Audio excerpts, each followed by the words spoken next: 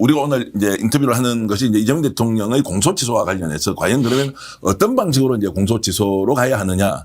이재명 대통령에 대해서 공소취소할 수 있다라고 하는 이제 논거를 제시하겠다고 하는데 그 사건이 바로 김대중 대통령과 박지원 비서실장 간에 있었던 대북 송금 사건이라는 그렇죠. 것인데 내용 설명을 좀 해 주시죠. 그러니까 제가 작년 6월 3일 날 사실은 그 전부터 그리고 6월 3일 이재명 대통령 당선되고 6월 4일 날 제가 스픽스 나와서 제 혼자 유일하게 공소 취소를 빨리 해결해야 된다. 설날 되기 전까지. 네. 질질 끌수록 불리해지고 어려워질 것이다. 그런데 그러려면은 정말로 이 법률적으로 프로 중에 프로들이 이거를 다뤄야 된다. 이걸 잘못 다루면은 자폭이 될 것이다. 지금 저는 자폭을 하고 있다고 너무나 걱정이 돼서 드리는 말씀이에요. 또 뭣도 모르고 저한테 욕하는 사람들이 있을 것 같던데 네. 이재명 대통령이 진짜로 이 사법 리스크에서 빠져나올 수 있는 진짜 비법을 쓸 수 있는 프로들이 해야 된다 이거예요. 이제 그러기 위해서 그 가장 좋은 모범 답안이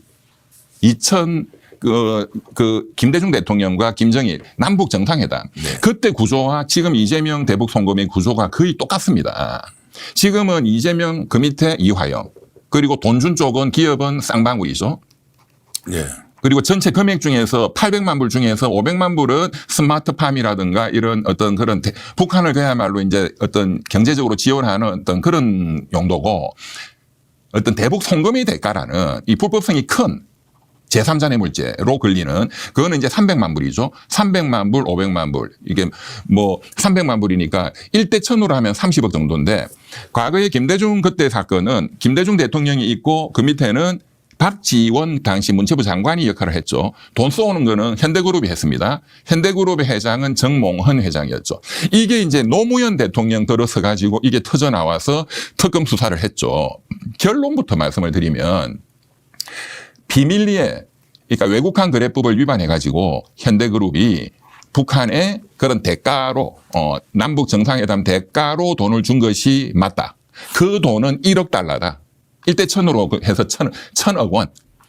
토탈하면 5억 달러인데 나머지 4천억, 4억 달러는 현대그룹이 뭐 금강산 사업, 뭐 백돈사 사업 여러 가지 사업이 있으니까 그 사업에 대한 그 돈이었다. 근데 이제 중요한 건 1억 불 이거죠. 보면 구조가 똑같습니다. 그런데 그때 그 특검이 70일간 수사해서 딱 실체를 밝혀냈는데 결론 대북 송금이 있었다. 현대그룹이 비자금을 조성했다. 불법적으로. 그래서 정몽훈 회장은 극단적 선택을 했죠. 그리고 박지원 문체부 장관이 주된 역할을 했다. 그 외국환 거래법을 위반하는 그런 것들을 또 현대그룹에 지시했다. 그래서 직권남용죄 그리고 이제 핵심은 외국환 거래법 위반죄가 인정된다. 그다음에 뇌물 150억 원을 받아 먹었다. 현대그룹에. 근데 이거는 다 무죄가 났습니다. 이제 외국환 거래법 이제 이게 인정이 됐어요. 그래서 옥살이를 했죠.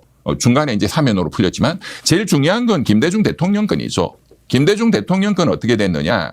특검이 수사해 본 결과 북한에 대한 여러 지원금이 간다라는 보고는 받았으나 불법적인 자금으로 지원이 된다라는 구체적인 보고나 인식 그런 개입은 대통령이 없었다. 그런 정황 증거도 발견되지 않았다. 해서 김대중 대통령은 아예 그냥 무혐의 처리해서 끝냈습니다. 그게 딱 모범 답안이에요. 네. 네. 이 케이스하고 똑같이 적용할 수 있습니다. 그런데 이제 그 경우에는 김대중 대통령 시절에 일어났던 것이고 두 번째는 그 대북 사업의 대가로 실제로 현대를 통해서 지원하도록 정권 차원에서 뭐 묵인을 했건 동의를 했건 아니면 요청을 했던 것이지 않습니까?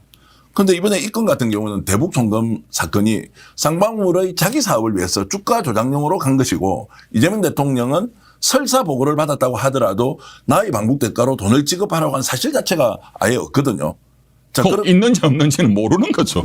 주장이지, 주장. 그쪽의 주장이고 지금 대법원 확정 판결은 예. 이재명 도지사에 대한 판결은 없습니다. 예, 예. 예. 이화영 씨에 대한 판결만 있어요. 그러니까요. 예. 그게 오히려 성격이 완전히 다르다라고 저는 이제 느껴져서 이제 질문자의 위치에서 좀 그러니까 편향성을 갖고 질문하지 마시고. 그래요? 왜냐하면 앵커는 객관적인 걸 갖고 질문하셔야 되니까.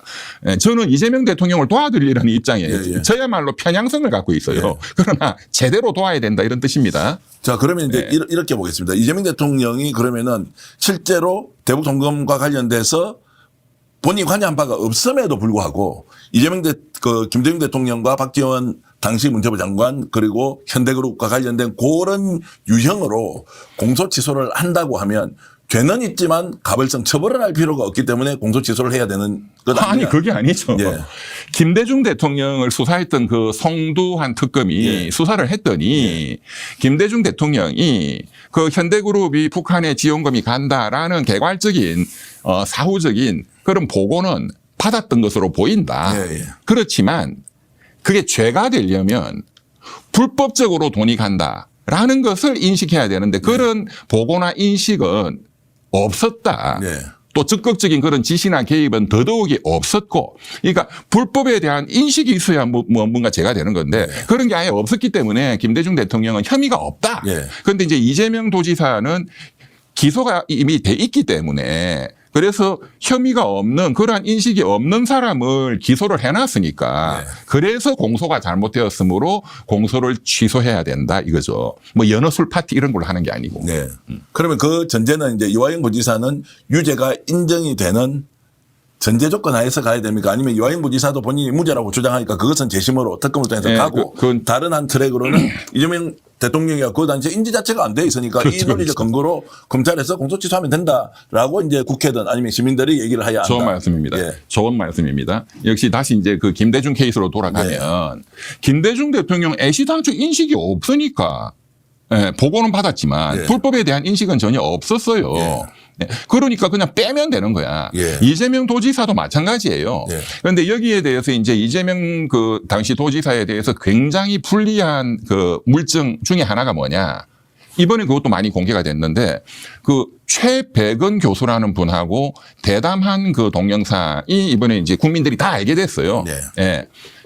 거기에 보면 이재명 도지사가 지금 중요한 게 북한하고 진행된다. 북한하고 뭔가 이제 진행이 되는데 북한이 요구하는 수준이 너무 높아서 그걸 경기도가 해줄 수가 없기 때문에 다른 데 좀 도움을 받아서 진행하고 있다. 하니까 최백은 교수가 그거 반드시 성사시켜야 됩니다. 북한하고 이렇게 했단 말이에요. 그러면 그냥 막연히 들으면 이재명 도지사가 다 알았네. 쌍방울이 지원한다. 도움을 받았다. 그 본인이 다 인정했구만. 이렇게 지금 저쪽 국민의힘이나 거구 보수 쪽은 주장한단 말이에요. 그럼 이걸 어떻게 뒤집을 거냐. 예. 그것을 정확하게 분석을 하면 지금 김대중 대통령 케이스하고 똑같은 거예요. 전체적으로 이 남북 정상회담 또는 여기서는 이제 방북을 위해서 그런 지원도 하고 여러 가지 사업적인 그런 것도 오가는데 그런 도움을 받고 있는데 구체적으로 불법적인 돈이 쌍방울이 그 북한한테 준다라는 보고를 받았다거나 그런 인식이나 개입이 있었던 것은 전혀 아니다.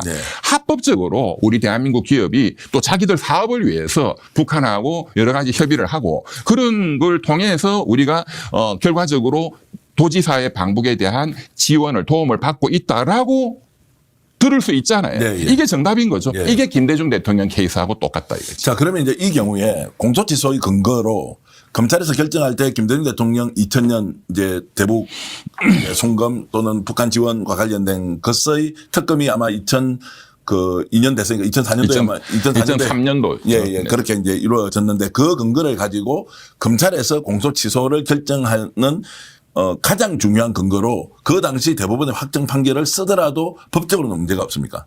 그러니까 지금 확정된 대법원 판결을 뒤집으려면 보통은 이제 재심이죠. 그러려면 그 대법원 판결에서 인정한 증거들 그것이 위조된 증거다라는 것이 밝혀지거나 정언한 사람이 위증을 했다. 이런 것이 수사 및 판결에 의해서 밝혀져야 그 판결문을 제시해야 재심이 되는 거예요. 맞습니다. 정확하게. 그러니까 그 판결문 당시에 판사들은 그것이 위조됐거나 이런 것을 몰랐는데 그래서 잘못된 판단을 했다. 이제 그런 새로운 증거를 내야 되는 거죠. 새로운. 재심은 그렇게 가야 되는 거고. 그래서 이화영 씨는 그렇게 가야 되는 거고 이재명 대통령 케이스를 이화영 씨 케이스와 엮으면 안 돼요. 그러니까 분리를 했을 경우에. 분리를 시켜야 돼요. 분리를 했을 경우에 제가 이제 법리적으로 여쭤보는 겁니다. 검찰에서 공소 취소를 할 때 그 당시에 김대중 대통령 건의 사례를 그대로 적용해서 이 행위 자체가 직권남용이 안 되려면 그 당시에 김대중 대통령에 대해서 이렇게 무혐의로 정리를 했던 사례가 있었던 바 지금 이것은 공소 취소의 근거로 충분히 우리가 결정하는데 뭐 요소로 썼다라고 하면 이 행위는 검찰에서 법적으로는 문제가 없느냐는 없죠. 없습니까? 그게 굉장히 강력한 공소 취소의 근거가 될 수 있는 거죠. 예. 이제 재심 말고 재심을 재심 말고 공소 취소를 하려면 예. 공소 제기 자체가 잘못됐다는 거거든요. 예. 이 기소를 했다는 거는 기소의 근거가 되는 법리가 있고 증거가 있는 거잖아요. 그런데 그 증거가 잘못된 것이다. 예. 그러니 재판을 이제 진도를 빼지 말고 예. 다행히 1심에 있는 거니까 이것을 없는 걸로 취소시키자 이거잖아요. 예. 예. 그런데 그러면 왜 이재명 도지사에 대한 기소는 잘못된 거냐? 네. 그러니까 김대중 케이스가 이러이러게 해서 그때는 송두환 특검이 똑똑해가지고 네. 실력이 뛰어났어. 네. 그리고 김대중 이제 그때는 전 대통령이었죠. 전 대통령 측의 변호인들이 뛰어난 프로들이었어요. 네. 그래서 특검이 변호인들의 주장 등등을 보니까 전 김대중 대통령, 전 대통령은 그런 불법성에 대한 인식과 고의라는 게 없었다. 그래서 기소 자체를 안 한 거죠. 지금은 멍청한 거지, 쉽게 말해서. 이 기소가 돼 있는 거야, 일단. 네. 그러면 김대중 케이스를 들고 와서 일단 선례가 굉장히 중요한데 네. 판례는 아니지만 그 당시 특검의 수사 결과 보고서 이런 거 다 기록이 있습니다. 그 케이스, 그거를 선례를 가져와서 이재명 도지사 이 케이스와 비교 분석을 해서 변호인들이 제시를 해야죠. 이 1심 이 기소가 잘못됐다고. 근데 그거에 집중을 해야 되는데 전혀 엉뚱한 남의 다리를 긁고 있으니 제가 분통이 터질 노릇. 자, 그러면 이제 그 공소 취소를 하는 주체가 누구냐? 현재 검찰총장 좋은 말씀. 체제에서 해야 하느냐? 아니면 특검이 이번에 다시 수사를 하지 않습니까? 그러면 특별검사로 임명돼 있는 직권남용 관련된 범죄 혐의의 검사에 대한 수사를 하는 특별검사가 할 수 있는 것이냐? 이건 누가 가능합니까? 네, 우선 첫째 원칙은 네. 현재 수원지방법원 1심에 재판이 중지돼 있어요. 네. 그러면 공소취소는 그 1심 재판을 담당하는 수원지방검찰청 공판부 검사가 하는 거예요. 예. 예, 공판검사, 예. 현직. 예, 예. 그 공판검사를 지휘하는 거는 수원지검장이고 그 위에는 지금 대검찰청의 검찰총장 권한대행 구자현이지. 예. 그리고 구자현이를 지휘하는 거는 정성호 법무부 장관이죠. 예. 그런데 정성호 법무부 장관과 구자현 총장 권한대행은 안 하잖아요. 예. 나는 절대로 하기 싫어잖아. 뭐 현재는 그렇습니다. 예. 그건 100%예요. 예. 예. 아니 그게 자신이 있으면 진작에 했겠죠. 예. 자신이 없으니까 안 하는 거예요. 왜냐하면 제대로 된 근거가 법리적 증거적인 근거가 없는데 압력 넣어가지고 그 공판검사한테 해라 한다고 이 검사가 똑똑한 사람인데 할 리도 없거니와 강제로 하게 만들면 결국은 이게 진짜 법왜곡죄로 걸리는 거거든. 예, 예. 어떤 특정한 의도를 가지고 법을 비틀었잖아요. 예. 징역 10년짜리야. 예. 그러니까는 이 공판검사도 하기 싫어, 총장 권한대행도 하기 싫어, 정성호 법무부 장관도 내가 왜 안 하고 있는 거예요. 이거는 첫째 제가 말씀드린 이 논리를 첫째 몰라. 네. 예. 한 번도 이런 주장이 안 나왔잖아요. 예. 뭐 모든 언론이든 민주당이든 누구든. 이거를 일단은 몰라요. 예. 둘째는 어쨌든 공소 취소라는 거는 형사소송법 법 조문에는 있지만 한 번도 쓰이지 않다시피 실무적으로는 없는 건데 이거 했다가 100% 본인이 다친다. 직권남용이 된다. 지금은 직권남용이 아니라 법왜곡죄입니다. 예. 직권남용은 5년이 하지만 법왜곡죄로 걸리면 10년이야. 자기가 죽는다라고 다 알거든요. 법률 전문가들이니까. 그래서 안 하는 거지. 이거를 적극적으로 저처럼 나서가지고 그 중요한 과거의 모범 답안, 선례, 판례를 김대중 케이스를 찾아내고 그 케이스를 적용을 하면 가능성이 있다. 이런 걸 하기 싫은 거지. 그러면 결국 그것도 내가 하겠다라고 결정하더라도 수원지검에 있는 공판부에서 지금 공소 유지를 하고 또는 재판이 중단되어 있는 담당 검사가 결정을 해야 되는 거네요. 그렇죠. 외부의 압력이 뭐 들어간다고 하더라도 이 검사가 하기 싫으면 하기 끝이네. 싫어하면 못 하는 거예요. 그러니까 검사를 바꿔야 되겠지. 그런 검사를 바꿨다 치고 이 사람이 네. 공소 취소하겠다고 결정하지 않습니까? 네. 그럼 그거는 직권남용이 안 됩니까? 법왜곡죄는 안 그러니까 그게 됩니까? 나중에 이제 그거를 제대로 안 하면 예. 제대로 된 법리와 증거에 의해서 하지 않고 그냥 뭐 하면 정권이 바뀌거나 하여간 뭐 대통령이 바뀌거나 이거 잘못된 거야 하면은 그게 다시 또 처벌의 대상이 되고 다시 또 기소가 제기가 될 수 있는 거예요. 형사소송법에 이렇게 되어 있습니다. 1심에 한해서 공소를 취소할 수 있다. 그다음에 공소 취소한 이후에 새로운 증거가 발견되면 다시 또 공소를 제기할 수 있다라고 돼 있어요. 네. 그러니까 공소 취소했다 끝났다 이게 아니에요. 그러니까 공소 취소를 완벽하게 해야 되는 거지.